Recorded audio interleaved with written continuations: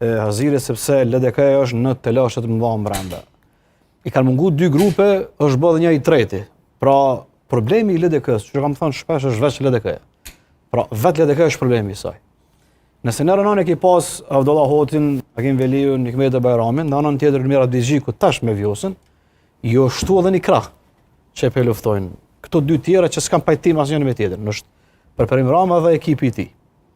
Pra, Përparim Rama është kajnimon goxha shumë kësaj përqasje totale të LDK. Përparim Rama i bie grupi veçantë. Po tash që po. Po Përparimi është tash, po ka njerëz brenda. Por është një problem këtu shumë serioz. Përparim Rama me pyet çka ki shkruaj dje, kush t'i ka postuar në Facebook, ai se din as çka ka shkruar, po kupton? Pra, ka një telashe esenciale në formën se si njëjti po mundohet me u qas partisë dhe LDK-s që përmosh gabim total në këtë fazë ku ka një farë kryqi të padukshëm se si ka me shku tutje LDK, dhe kjo është për bën Përparim Rama, nuk është as pak ndimes që LDK gjithë zgjidhet të dal nga kjo krizë. Pra, LDK është një krizë serioze që kemi parashiku edhe para zgjedhjeve të 7 qershorit, sepse pritshmëria në rezultat nuk ka qenë e madhe që do të bën ndryshim drastik.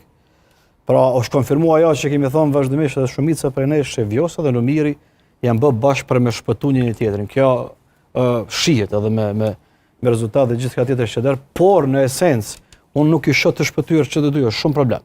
Në situatën që ndodhemi është problem që dikush ta nxjerr kokën dhe dal në binar dhe ta drejtoj LDK-n. Po flas Abdixhiku hiç sepse është në pozicion shumë të vështirë.